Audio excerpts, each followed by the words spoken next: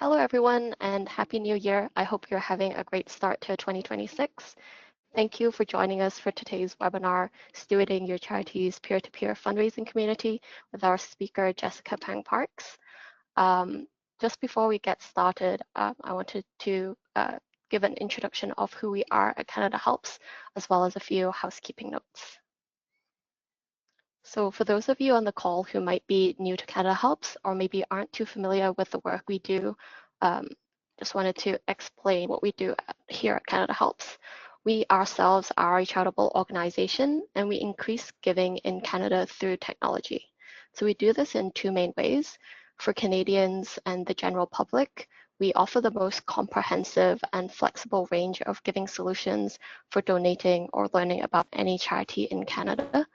And for Canada's 85,000 registered charities, we provide affordable fundraising tools like our peer-to-peer platform, where you can run excellent peer-to-peer campaigns, and education opportunities like this webinar to help charities increase their impact. Since 2000, more than 5 million Canadians have donated over $3.7 billion to charities using Canada Helps, and we're so proud to be able to support this generosity. Next slide. A couple of housekeeping notes. The recording and slide deck is going to be emailed to you following the webinar, and you'll be able to watch and go through the resources at your own pace. Hopefully you're able to hear us, but we can't hear you. So if you have any questions, whether that's about the content that Jessica will share or any technical difficulties, myself and my colleague Sadie, who is supporting in the background, will be able to answer your questions on the question log, which appears on the top right-hand side of your GoToWebinar panel. Awesome. Without further ado, I'm happy to send it over to you, Jessica. Hi, everybody. Thank you so much, Cindy, for that intro, and thanks to Canada Helps for hosting this. So if you are joining us, please grab your mobile device, scan that QR code. This is an interactive presentation. And if you prefer to open up something in your browser, another window, another tab, you can go to menti.com and enter the code 8958-2267. I've also put the code into the chat, or I don't know if I did, but I think Cindy and Sadie will help with that.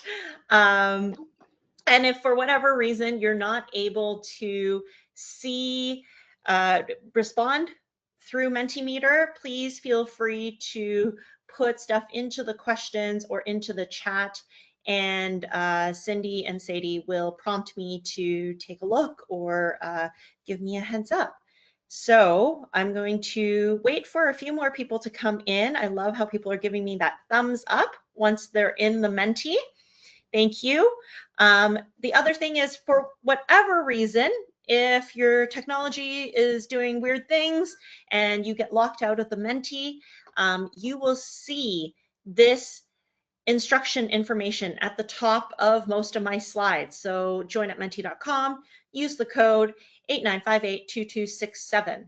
So yeah, okay, we have just over 60, almost 70 people in the Menti right now. So I'm gonna get started, and don't worry, the screen will come back up. All right.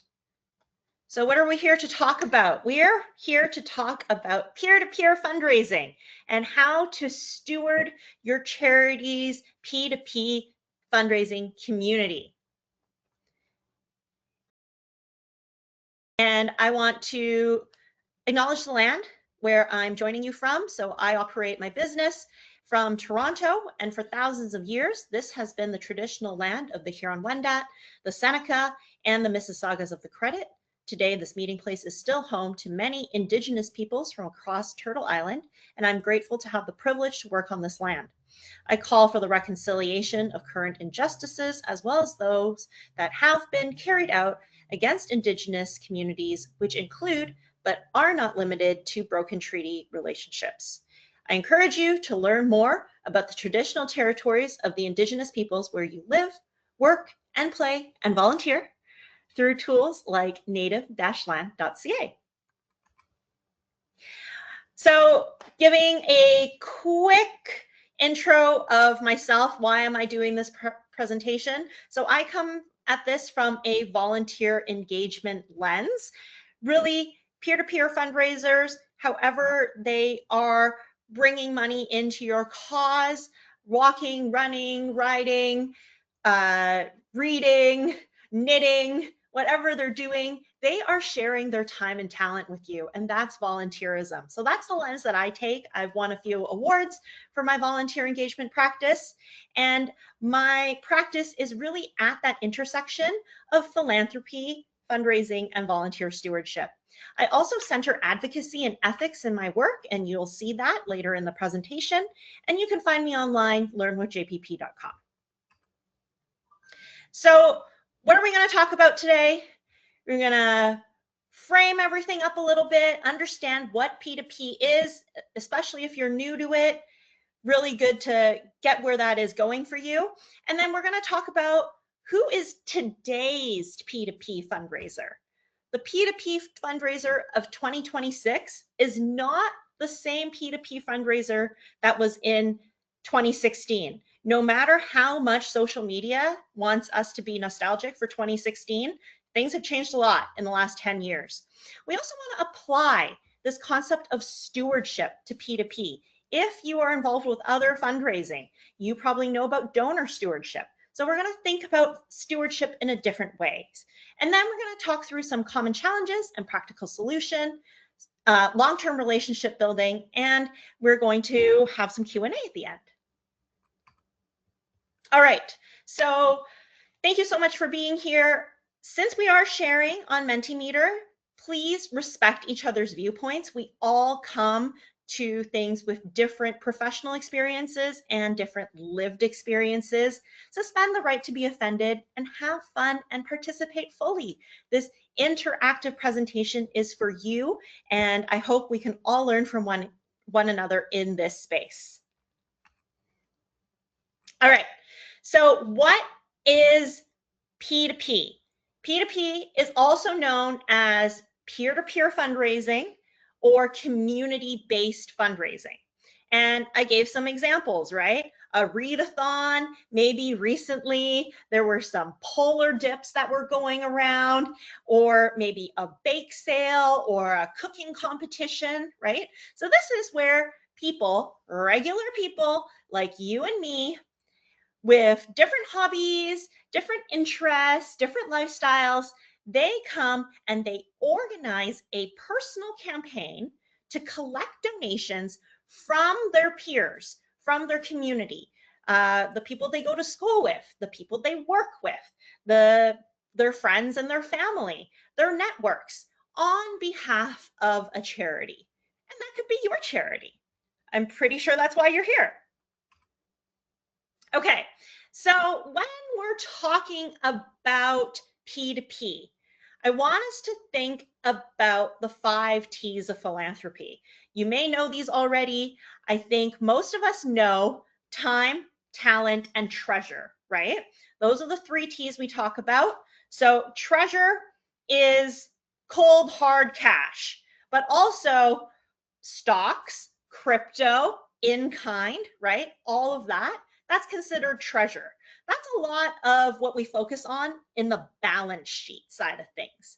But when we're looking at time and talent, those are things that volunteers are donating. So think about time. It's the only non-renewable resource that we have.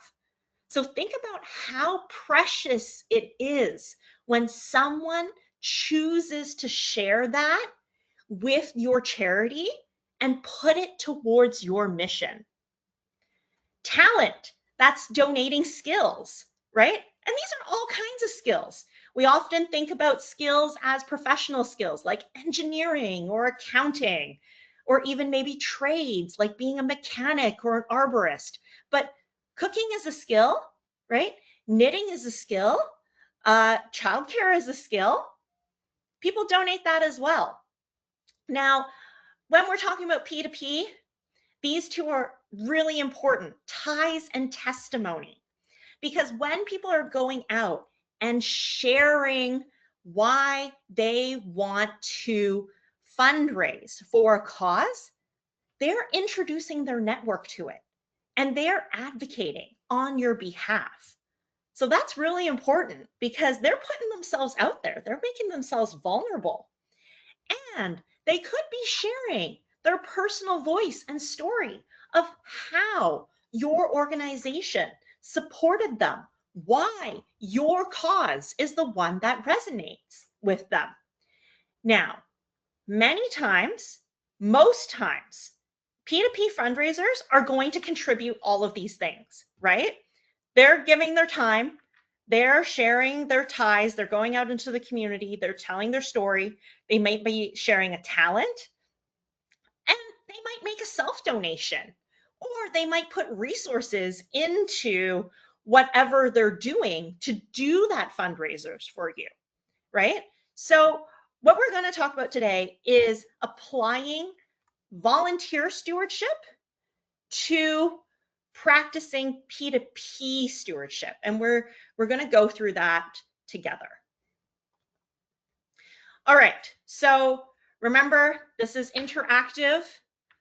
I do want to hear from you. And here is one of your first opportunities. In case you missed it, here is the Mentimeter code again. Okay, good. You're all still there. Give me a thumbs up if you're still there. I want to make sure the Mentimeter is working for you. Oh no, I only got one thumbs up. Okay, I got 2 people. Okay, people are coming in. And if you need a hand, Cindy has put the information into the chat or for how you can log in and participate.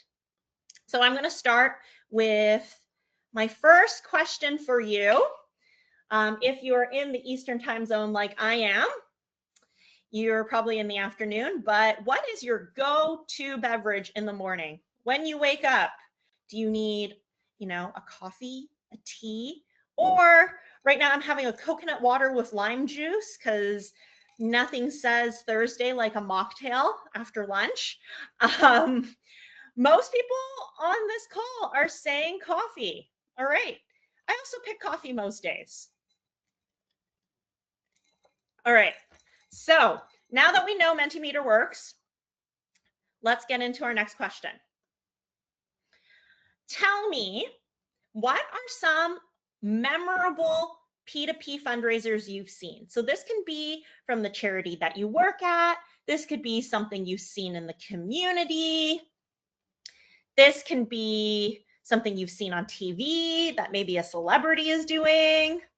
Yes, okay, ALS challenge, right? The bucket challenge, that was a big one, I think back in the day, right? YMCA, Cycle for Strong Kids, breakfast, walkathon, Hike for Hospice is a big one, walkathon, lots of walkathons out there.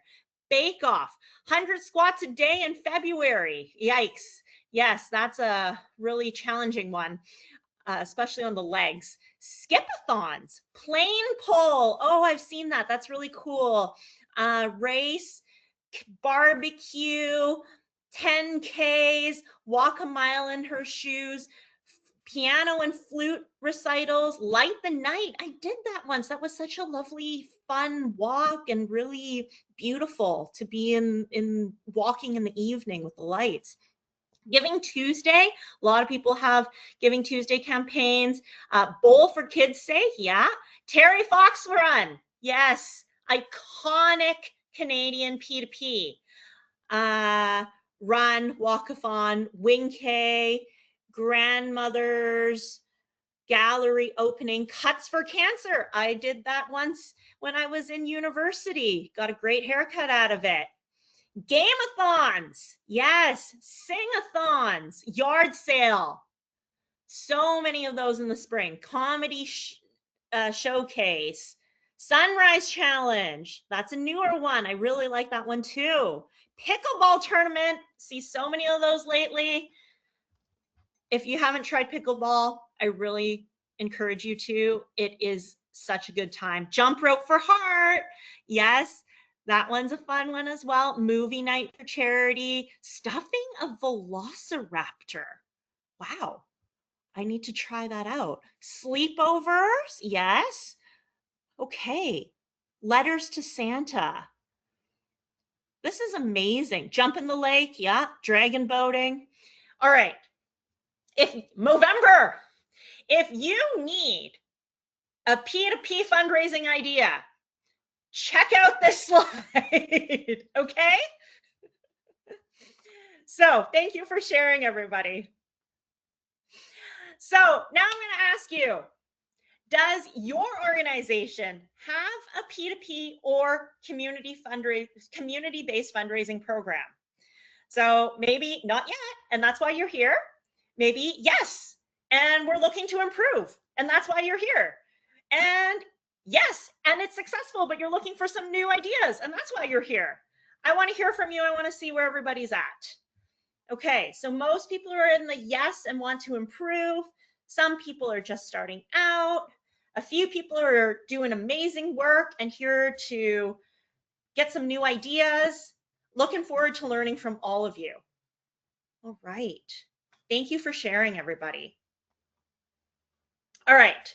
So now I want you to think about the people who fundraise for these P2Ps, the people who are jumping in the lake, doing the walk, putting on the concert.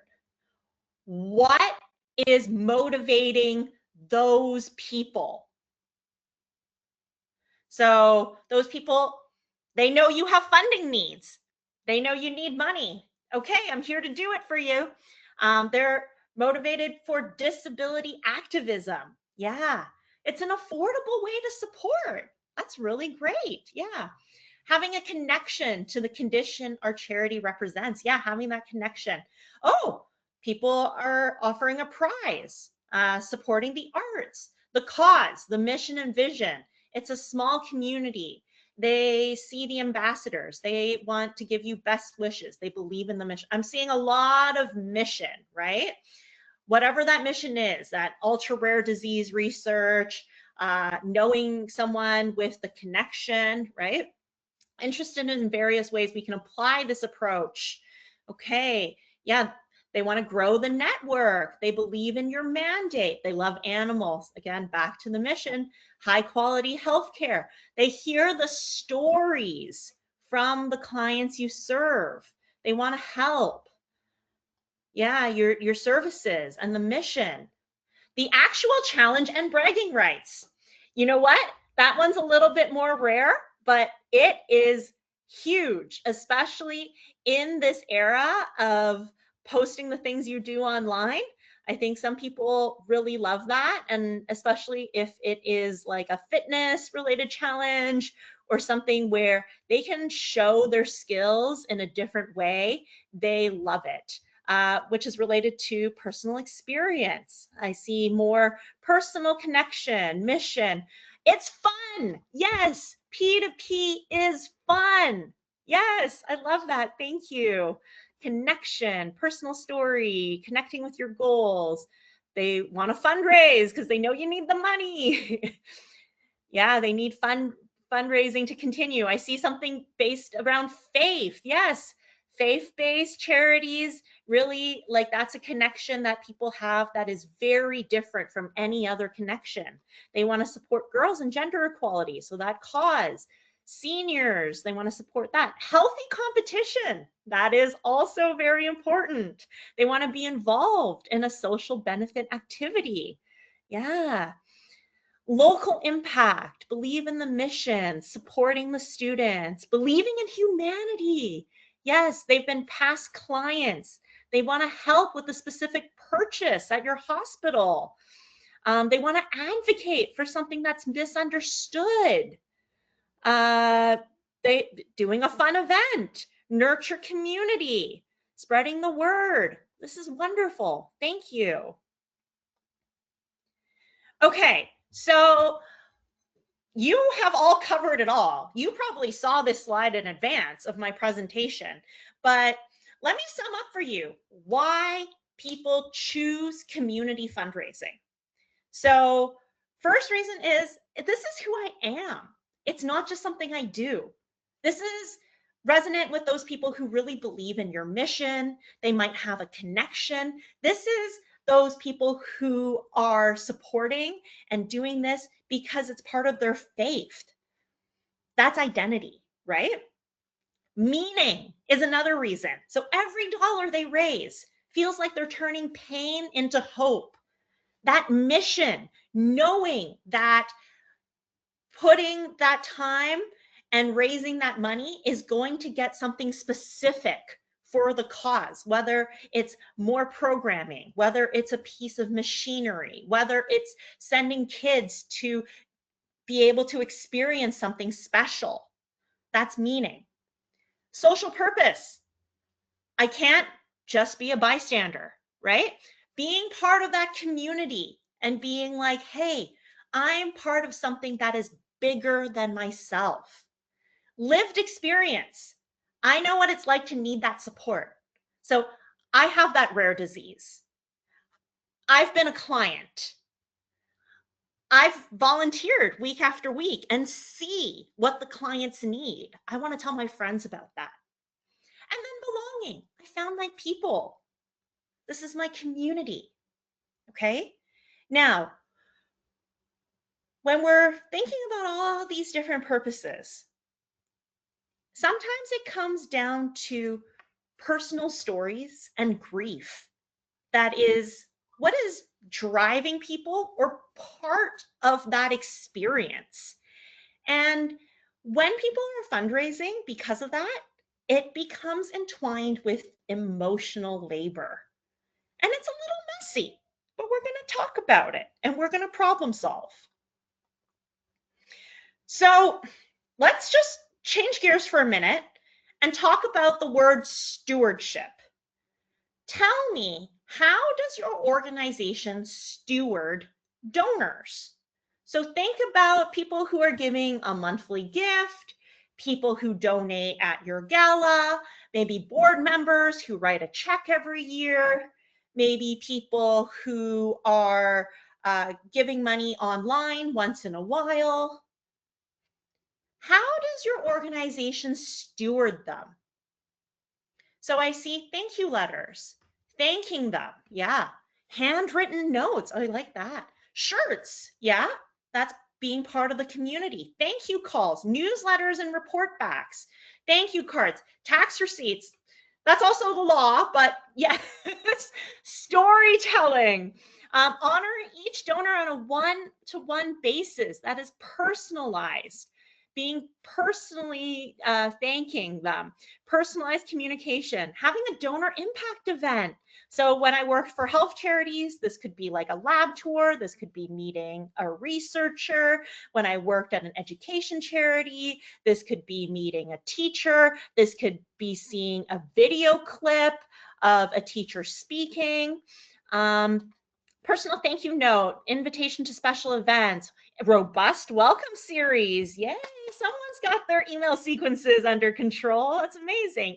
Email, personal calls, events, handwritten notes, regular newsletters, phone calls, impact report. Yes, impact report, whether you have an annual report or a separate impact report, or you put those together, really recommend that. Having in-depth reports for them, sharing about the impact, personal call from the board chair, personal relationship as much as possible, social media posts. Yes, acknowledging within 48 hours. Ooh, donor wall. So this person has a physical location. This is great. Sending thank you emails, thanking on social media, welcome for tours, small gift, keeping in touch, another wall, video personal messages, annual donor appreciation event, calendar. This is a fair at charity and they send out a calendar. I love that. Impact tours, holiday cards, invitation to the AGM.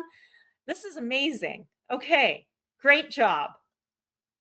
So look, P2P stewardship and volunteer stewardship is very similar to donor stewardship. It looks like you're building and maintaining those relationships. You're recognizing people as individuals and you're giving them a personalized, bespoke experience.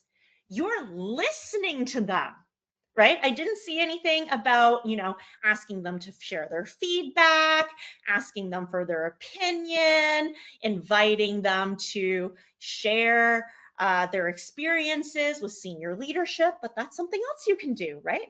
Tying action to mission.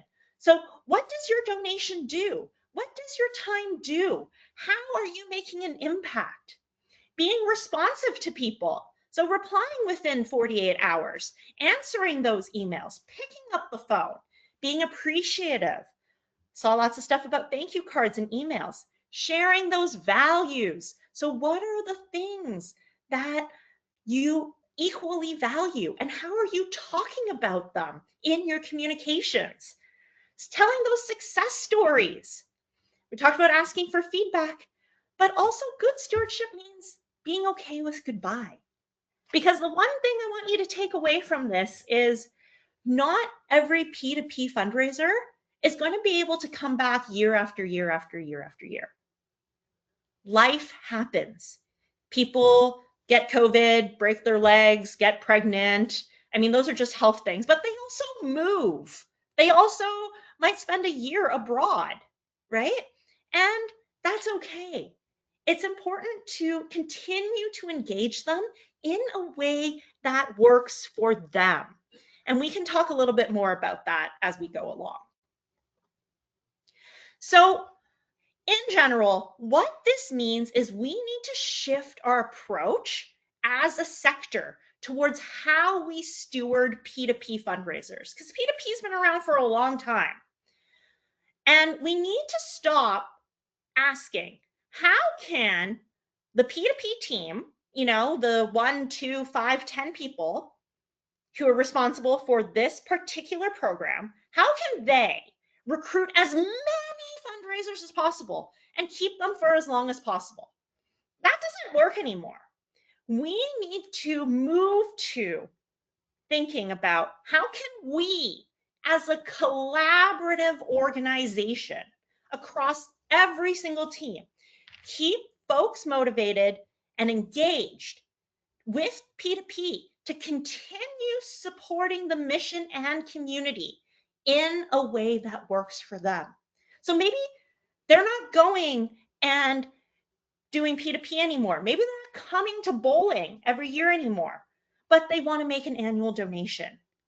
Maybe it doesn't make sense for them to participate in the squat challenge anymore, but they're going to come to your event once a quarter and support through volunteering and bring along their family. Let's shift that approach. So I want to ask you this, thinking of how to shift that approach. If there's a long-time P2P fundraiser who shares, I can't do it this year. The event's coming up in April. I just can't. I'm having a baby. I'm moving, whatever it is. Tell me what questions you can ask them to explore new avenues for engagement. I'm not looking for answers. I'm looking for questions.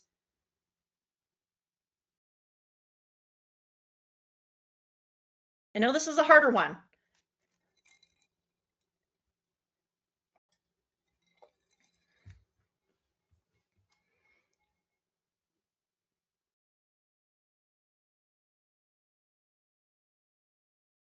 I hope the Menti is working. Or maybe I should skip this slide? No? Okay. Can I count on you next year? Yeah. So would you be interested in coming back next year? Would you be interested in new ways to support our organization? First, thank them for being involved all those years. What can we do differently? Oh, I love that. Do you have someone else that has, can you refer us to someone else who might be able to, has the same passion as you? Is there another way you might want to engage with our charity? What are you most passionate about? Are there any of the other events that you're interested in? Would you still consider making a donation to?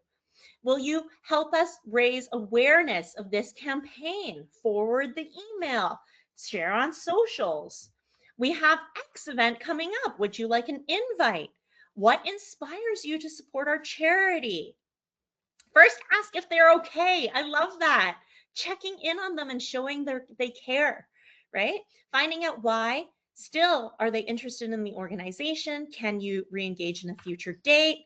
Asking for feedback. Most don't share, they just disappear. Yes.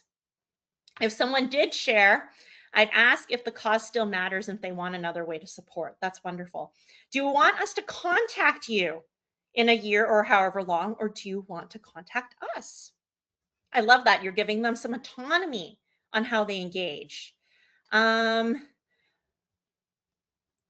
can we do to welcome you back in later years? What were the things that kept you involved? Any ideas for us in the future? Please advise if there's a better time for you that works. Can we, do you have any ideas you can share for future fundraisers? Thank them and share everything that's okay. Would any changes to the current program inspire you to participate again? Not now doesn't mean not ever. Would you like to stay in touch through our newsletter? Yes. Okay, thank you, everybody. These are great questions. I hope you will get all the slides. Canada Helps is going to send out this this presentation, and you will be able to access the recording. So I hope you come back to this slide. Oh, I like this one too. Is there a particular reason for not participating? Yes. So tell me, actually, we're going to skip over this slide because you answered that question really well in the last one. So please, please, please plan for redirection. Before you start the campaign, before you put up the page, before you think of the ideas, before you call people up, have this information ready. What are the links to sign up for your newsletter? What are the links to follow you on all the different social platforms you're on? What is your latest advocacy campaign? So what is your mission team working on in terms of advocating to elected officials? Is that something that people can get involved with, whether it's an email campaign, a letter writing campaign, a show up to the MPP's office, a day on the hill kind of thing? Maybe there's something there.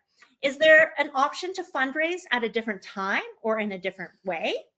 And also think about, what are the available volunteer roles, application forms for those roles, and having a warm intro to the people responsible for those volunteer roles so they know that this isn't a brand new person off the street who might not know that much about the organization. This is someone who's been involved before and truly cares.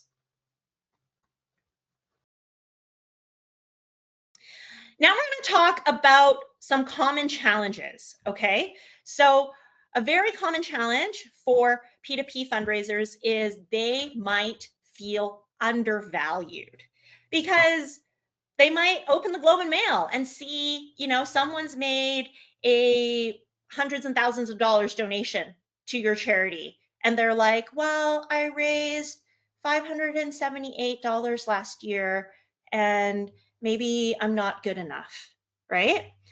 Or they're seeing, you know, the person on the front page of your website or your fundraising page is someone who, you know, has raised so much money over so many years.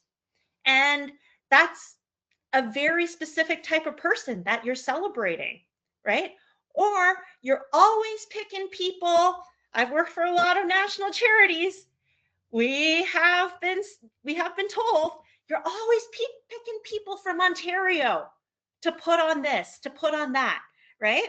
If you're working nationally, or if you work with people in Quebec or people who are francophone, you're always picking anglophones to feature, right? Or maybe it's, you know, you're picking people who look like the staff, who look like the board, who look like they do this particular activity, and they're the people who are celebrated for their successes. It's okay. I think that's just something to recognize and be like, we can do better, right? Something else that happens is maybe reaching smaller goals, like making that first donation, making a self donation, hitting a smaller target like $50. Maybe that's not getting as much recognition as some of the bigger goals. And this happens almost everywhere, right? And it happens in the private sector as well. I'm getting emails from retail stores, and I just feel like a cog in the wheel. I feel like another number, right? Because it's a one size fits all. So what can we do to deal with that? So how can we recognize P2P fundraisers? So first of all, gather some stories with consent for different types of P2P fundraisers. So think about the demographics you want represented in those stories and go out and look for them, right? Allow fundraisers to set personal goals and milestones. So get people to tell you what their goal is and what that means for them. If everybody is supposed to raise $1,000, that might not be possible for some of your fundraisers, and they might not feel celebrated. You can work with volunteers and ask them to make thank you calls. So a lot of you have said, oh, we ask our board to make thank you calls. So instead of just making thank you calls at the end of the campaign, you can ask people to make thank you calls once that first gift comes through, once they hit a smaller milestone. Put some key messaging and a voicemail script together. And this is a really, really great corporate service project if you are working with any corporate donors. And remember, every recognition message should be more personalized, connected to the why of why that person is donating their time and talent and ties and possibly treasures and testimony, right? And bring it back to the mission. What is it that you're fundraising for? And if that fundraiser is going and talking with so many different people in their network, but they're only receiving 1 or 2 donations, tell them what the impact of sharing the message of your organization is, right? Let them tell you how many people they've talked to and how many no's they got, because every single no they got was still, them understanding more about animals, them having a better awareness of a rare disease, them better understanding what children's needs in the communities are. Whatever your mission is, it's not just fundraising that's the goal of the P2P campaign. There's also awareness raising. Okay, another common thing that comes up. Oh, before we get into that, a lot of people ask me, well, Jessica, what about gifts? We need to get them a water bottle, we need to get them a t-shirt, we need to get them a hat, we need to get them fancy, whatever it is that's branded, and it's got to be really pretty and nice. Hold on a minute. Before you go and look through that catalog, the best gift you can buy is an investment in the P2P experience. Maybe you put that money towards staff time to support the volunteers who are making those thank you calls instead. Maybe you put that money towards time to develop a systematized, how to answer different questions, right? If your processes are outdated and your program feels disorganized, it doesn't matter which gift the fundraisers get. They're going to disengage. All right, I'm going to skip over this one because I know we're running low on time. Another challenge is the lack of clarity. So this can come up when there's a confusion about the role. So maybe in the past you've called the role an ambassador, and then now you're calling them a volunteer. And then next year you're going to call them a fundraiser or an activist, or you're going to give them a different type of title, right? And there's fuzziness about what they can say, what they can't say, what the position is on different types of legislation, on where the funding should go, right? All that information, because this person is now not only fundraising for you, but they are a representative for your organization in the community.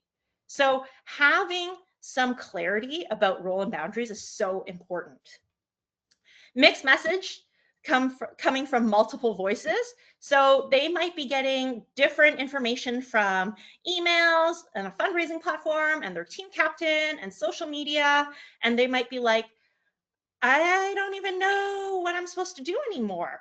And if I reach out for help, does it feel like I'm bugging people or getting in the way? Well, the staff are so busy and my team captain's so busy. Oh, I don't know what to do, but I guess I'll just make something up, right? And finally, this one is really challenging for most folks is, okay, someone just donated $10. They want to understand where that money goes. They need to be able to tell them. So my solution is have an FAQ document ready and make sure you share it. That FAQ document needs to share what the role and the responsibilities are, what the timelines are, how to answer FAQs from the public, how the organization spends money, maybe even how people can access the latest financial report, how the public can reach the organization directly. So I worked at an organization where we would get calls once in a while that were like, hey, this person says they're fundraising for you. Is this a scam? Because there's a lot of scams going on right now, right?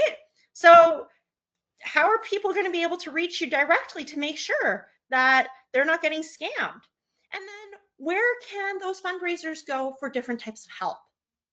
Make sure you share the same FAQ with the same answers with all staff and those fundraisers, and reinforce the importance of being consistent with those messages, because you're all representing the same mission, the same cause, the same community and organization.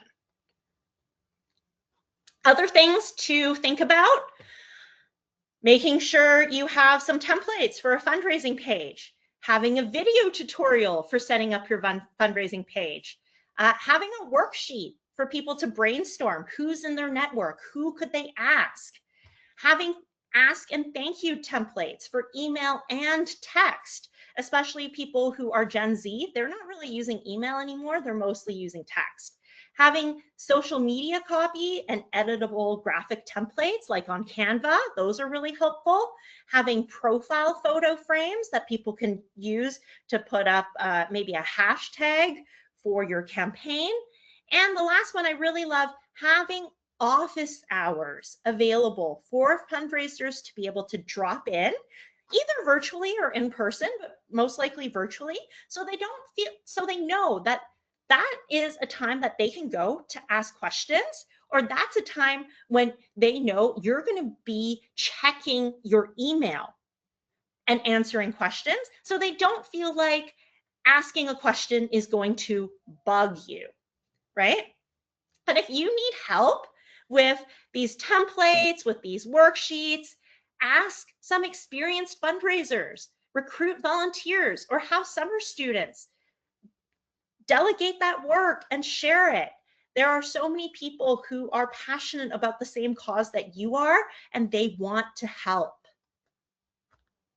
So let's talk about the last challenge today: unintentional harm to people with lived experience. So people with lived experience, these could be people who have been clients of your program, are patients, are caregivers, right? And they have that personal connection. And because they're sharing that personal connection and that story, they might be unintentionally harmed. And when this comes up is when there's an urgent need for funding, right? And it's, we need this, or the community is not going to have this resource anymore. But how urgent is it? Because especially if that person is dealing with mental health or health challenges, or trauma or whatever support they needed from your organization. And then now you're saying, if you don't step up and fundraise for us, we're not going to survive. That can be really, really harmful. So we also need to think about this deficit and scarcity field approach and bias towards pulling on heartstrings. So like, how can you tell your sob story so people are going to be more willing to open their wallets? Ugh, that's icky, right? Maybe, there's no processes or missing processes around collecting and sharing stories. So what are the forms that people have to fill out? How often are those forms renewed? Where are those forms stored? What information can be shared? How can people revoke their consent? Do you have all those processes? Think about it a little bit more, right? And finally, having that human to human check-in. So it's great that we can automate stuff right now with technology, but at the end of the day, these are people with an experience, and they are putting themselves out there and sharing for the sake of this particular cause. They deserve to have another human, whether it's a paid staff or a volunteer, connect with them and ask them how they're doing.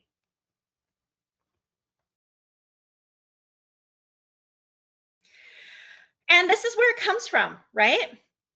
Our standard practices of if it bleeds, it leads, and having that emotional reaction, our sector is really good at converting that to money. And if you're like, Jessica, I don't really believe that, this is the history. If you think about commercials we saw in the 80s and 90s on TV, right? It was about, look at these people, look at how sad they are, look at maybe the wrong turns they made, and thinking about the donors as the saviors. So let's not continue to perpetuate that exploitation. Let's move forward in a different way. If you haven't checked out community-centric fundraising, I highly encourage you to go to their website, communitycentricfundraising.org. It's a fundraising model that is grounded in equity and social justice. It prioritizes entire communities over individual organizations, fosters a sense of belonging and interdependence, and presents our work not as individual transactions, but looking at holistic relationships. So I hope you take a look at that, and that might help you move away from some of the ways you're working with people with lived experience. Another thing to check out is ethicalstorytelling.com. So I pulled a few quotes from their website. So people's stories are more than emotion generating machines. Story consumers, let's respect the donors. They're more than just guzzlers of emotions. And all stories we tell in the charitable sector should be constituent first. So the person with lived experience first and donor second. They have a pledge that you and your organization can sign, so you can check that out as well. And other ways to care for the people who are sharing their lived experience, using that strengths-based messaging in materials. So talking about people with lived experience positively and authentically, talking about the power and opportunities that they have rather than what they don't have, and that stigmatizing and objectifying language. Being very explicit with your expectations of those people sharing stories. There's no need to share your pain. Share as much or as little as you want. Sharing resources when you notice agitation. So maybe your organization has a peer support group or a program. Maybe you need to have some helplines and online resources on hand to support them. And having story request forms clear processes and recruitment from diverse populations ahead of time, so you're not backtracking and doing an oops in public. Okay, I lied. I have one more common challenge. So a lot of P2P fundraisers feel alone. And this happens when, yeah, they're asking for money. If you're a fundraiser, you know you're going to get a lot of no's, or you might get ghosted, right? They might be vulnerable, and people might just be like, okay, well, that's nice. Bye. They might not get any check-ins, or they're just feeling like they're talking to a bot. And they might be like, am I the only person out here doing this work? Who else is part of this? I feel so alone. So share those collective milestones. How much has your organization through this program raised together? How much awareness have you built together? How many people, how many lives have you touched? How many people have you shared the information and mission with? Normalizing the challenges, telling them it's okay to hear no's, right?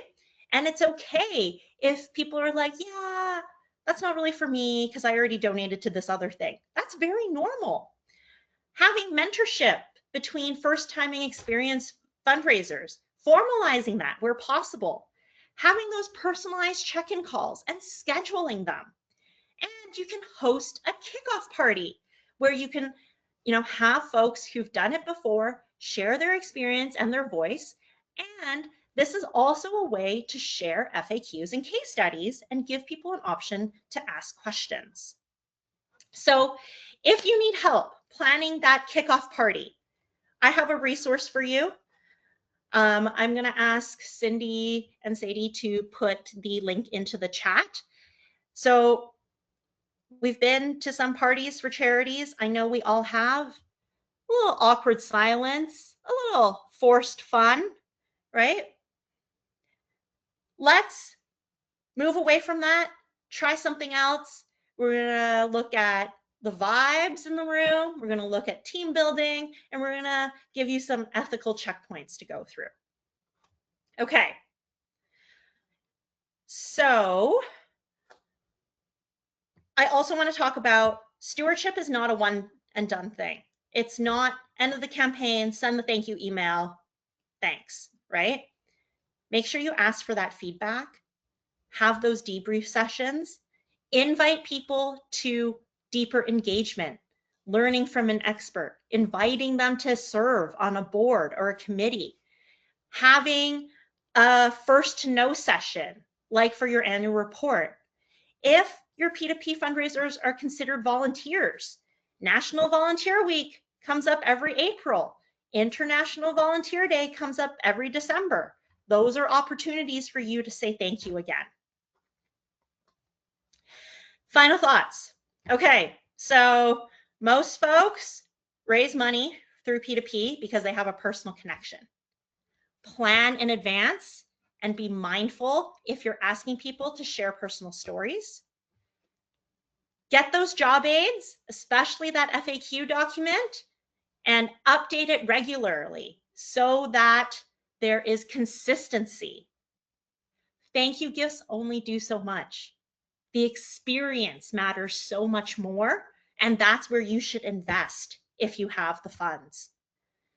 Give a care about each individual because they're going to champion your cause and give all of the 5 T's beyond just this campaign. And you've got this. So I'm going to end with one question to you. What is one new P2P fundraiser stewardship tactic that you're going to commit to?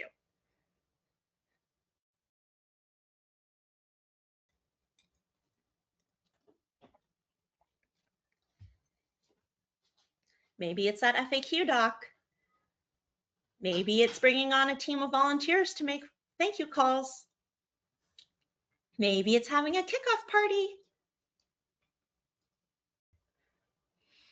Random personalized check-ins outside of campaigns. I like that. I think Random should be in quotes because you should schedule them and plan for them, but I love it.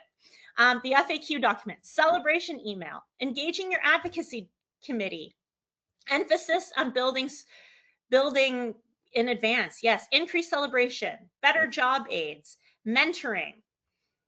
Intentionally reach out to thank P2P organizers during volunteer week. Clearer communication with fundraisers. FAQ document, kickoff party, personalized touch points, donor email templates. This is amazing. Following up. Thank you so much. I'm going to hand it over to Cindy for just a minute. And we got some questions in advance about how can you take your fundraiser from maybe like a paper, an Excel sheet kind of situation to a platform. So Cindy is going to talk through what's available through Canada Helps. Awesome. Thank you so much, Jessica. That was really jam-packed. So I did want to just showcase a little bit of what you can achieve with the peer-to-peer tool from Canada Helps, because we got those questions. And to do so, I'm going to walk you through the Birds Canada peer-to-peer annual fundraiser that they do through our platform called a read-a-thon. So you can see how easy it is to brand it and even embed it directly into your website so that it is a seamless experience for your peer-to-peer participants. And if you scroll down a bit, beyond the header images, you can match the colors of all of the forms so that it looks as part of your organization as possible. This campaign has expired, but this still gives you a great idea of what you can achieve with the platform. You can see there's certain features like the fundraising thermometer to add that kind of goals that you can share, the timeliness of the campaign with the dates and abilities to share it across social media. There's also a search bar so that people can look up the individuals or teams that they are supporting. Going down a little bit further, if you click on About Campaign, that's the default where you'll be able to write all about your campaign. You can add in links to some of the things that Jessica was discussing, like an FAQ, or provide details of how to reach out directly to your organization.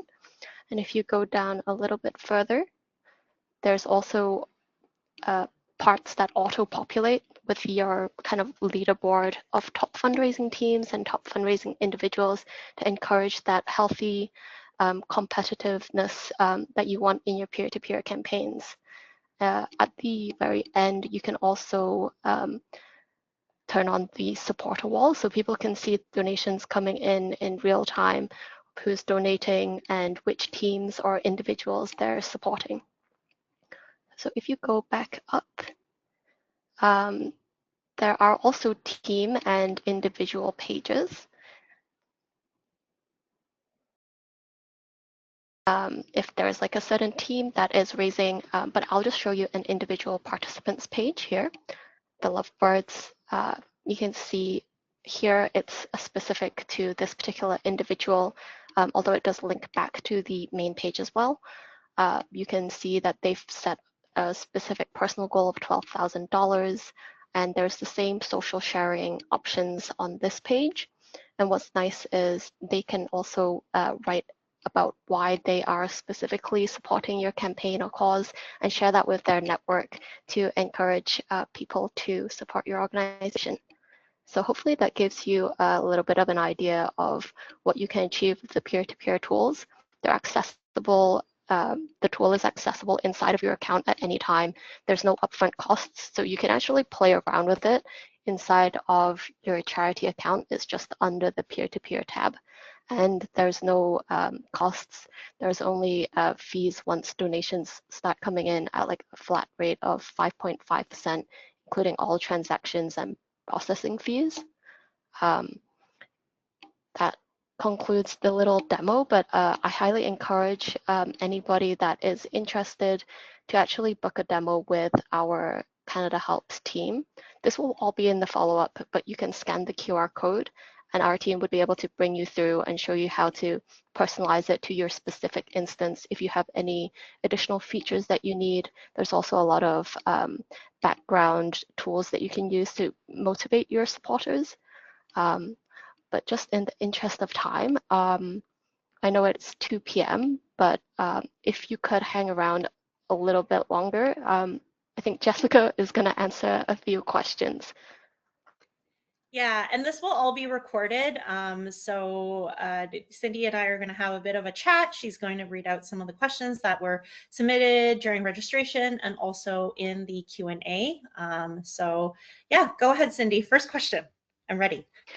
Yep, there's a big range of people joining us today. Some are just getting started. So can you please share some getting started tips? What are the top things that they should do if they're doing this for the first time? Yeah, I would say if you're getting started, really hone in on what type of fundraiser you want to do, and maybe look at the community that you already have and ask them what are some of the interests that they have, what are the things they like to do, would they want to start a team for that. I think it's always best to start with the community that is there and already supporting you, because those are probably your most likely P2P supporters as well. Yeah, I love it when a peer-to-peer event ties in with the organization, like the Bird-a-thon for Birds Canada. Um, on the opposite side of the spectrum, there are some joining us that have been running peer-to-peer fundraisers for 5+ years. Do you have some tips on how to revitalize the peer-to-peer campaign and attract people? Yeah, I think this is where asking for feedback again is like super helpful. So doing a survey, maybe having some focus groups for the people who are fundraising and asking them what's working, what's not, do they have any ideas of what they'd like to see, and taking it from there would be a great way to revitalize. Awesome. Along similar lines, how can people keep up the energy during a peer-to-peer that's like a longer initiative? So it's really important to share any successes that you have, both big and small. So just like I said during the presentation, it's not just about the amount of money raised, but also the new people who learn about the organization and stories from new connections. So maybe you do have a kickoff party and people make friends that way, or they've brought in new fundraisers and now there's a story there that you can tell. You should also have some milestone emails set up to congratulate people for hitting goals like being halfway to their personal fundraising goal, or getting a certain number of donation, or having repeat donors from past campaigns. Those are really great goals that they can set for themselves. Awesome. Yeah, I really like the idea that you shared in the presentation, getting volunteers to help with those thank you calls at a smaller milestone. So if somebody gets their first $10, have a volunteer reach out, maybe not yet the board, giving the personal thank you. I like that idea. Another question that we got was that peer-to-peer donors, they're often giving because their friends ask them to. How would you suggest to get them to buy into the charity's mission?